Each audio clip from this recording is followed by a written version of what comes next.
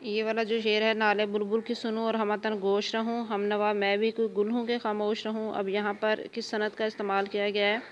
صنعت میرات النظیر کا استعمال کیا گیا ہے، ٹھیک ہے، کہ ایک لفظ کی مناسبت سے کلام میں جو شعراء ہوتے ہیں ایک لفظ کی مناسبت سے مختلف الفاظ لے کر آتے ہیں، اس کو میرات النظیر کہتے ہیں، لیکن اس کی مکمل تعریف آپ لوگوں نے نیٹ سے نکال لینی ہے، ٹھیک ہے۔ اور اس کے بعد اگلے بند کی طرف اگر ہم دیکھیں تو یہ جو پورا بند ہے، ہم سے پہلے تھا جب تیرے جہاں کا منظر، ٹھیک ہے۔ اب اس پورے بند پر بھی ایک سوال بن سکتا ہے، کیا کہ درج بالا بند میں شاعر نے متضاد رویوں کا ذکر کیا ہے، انہیں واضح کرتے ہوئے اسلام سے قبل دنیا کی حالت کا تذکرہ کرے، نیز مسلمانوں کے کن کارناموں کا ذکر ہے۔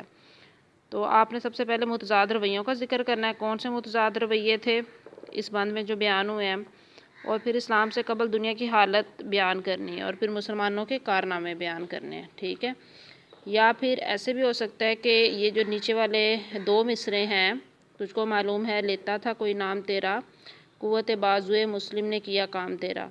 اب یہاں پر بھی یہ سوال پوچھا جا سکتا ہے کہ قوت بازوئے مسلم سے شاعر کی کیا مراد ہے، ٹھیک ہے۔ تو وہی کارنامے آپ نے بیان کرنے ہیں جو مسلمانوں نے کارنامے سر انجام دیے تھے، ٹھیک ہے۔ اگلا ہم نیچے والا بند دیکھیں تو یہ جو دوسرا شعر ہے، ایک ہی صف میں کھڑے ہو گئے محمود و ایاز، نہ کوئی بندہ رہا اور نہ کوئی بندہ نواز۔ اب یہاں پر کس صنعت کا استعمال کیا گیا ہے؟ یہاں پہ صنعت تلمیع کا استعمال کیا گیا ہے، ٹھیک ہے۔ اور صنعت تلمیع کی تعریف آپ لوگوں کو آتی ہوگی، 7th کلاس میں آپ لوگوں نے پڑھی تھی، جس میں کسی تاریخی، اخلاقی، سیاسی واقعے کی طرف اشارہ کرنا یا کسی قرآنی آیت کی طرف اشارہ کرنا، یہ تلمیع کی تعریف تھی، ٹھیک ہے۔ اب یہاں پہ دیکھیں ایک تاریخی واقعہ ہے، کون سا؟ محمود و ایاز۔ محمود و ایاز سے ظاہر ہوا یہاں پہ تاریخ کی بات ہو رہی ہے، تو یہاں پہ صنعت تلمیع کا استعمال کیا گیا ہے، ٹھیک ہے۔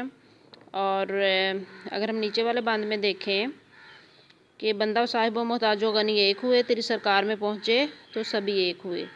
اب یہاں پہ کس اسلامی نظریے پر اس شعر میں بات ہوئی ہے؟ تو یہاں پہ جو اسلامی نظریہ ہے وہ ہے مساوات کا نظریہ، ٹھیک ہے، اس کی شعر میں بات ہوئی ہے کہ ہم سب جو ہیں وہ اللہ تعالیٰ کے نزدیک برابر ہیں۔ تو یہ نظریہ اسلامی کون سا ہے؟ یہ مساوات کا نظریہ جو ہے وہ بیان کیا گیا ہے۔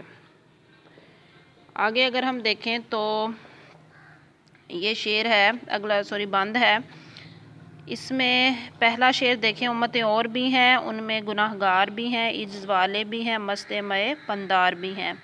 اب یہاں پر بھی سوال پوچھا جا سکتا ہے کہ مست مئے پندار سے شاعر کی کیا مراد ہے، ٹھیک ہے، یعنی غرور کی شراب میں مدہوش ہونا، بہت مغرور ہونا، تکبر کرنا، ٹھیک ہے، یہ شاعر کی جو ہے وہ مراد ہے، لیکن آپ نے تھوڑی سی اس کی وضاحت بھی کرنی ہے، جس طرح میں نے آپ کو تشریح میں بتایا تھا کہ مست مئے پندار سے شاعر کی کیا مراد ہے، ٹھیک ہے، تو آپ نے اس کی وضاحت کرنی ہے، کیونکہ آپ سے سوال یہ پوچھا گیا ہے کہ مست مئے پندار سے کیا مراد ہے، تو صرف معنی نہیں بتانا ہوتا بلکہ اس کی تھوڑی سی وضاحت کرنی ہوتی ہے، ٹھیک ہے۔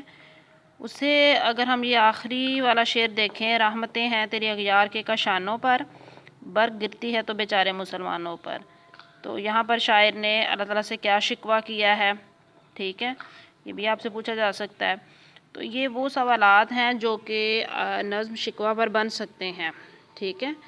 تو آپ لوگوں نے اس کی ایک ورک شیٹ بنانی ہے، یہ جتنے میں نے آپ کو سوالات بتائے ہیں آپ نے ان کی ایک work sheet net note book پہ نوٹ کرنی ہے، سوالات لکھنے ہیں اور اس کے جوابات دینے ہیں، ٹھیک ہے۔ اگلی ویڈیو میں پھر آپ کو جواب شکوہ کی بھی ایک ورک شیٹ کرواؤں گی۔ السلام علیکم۔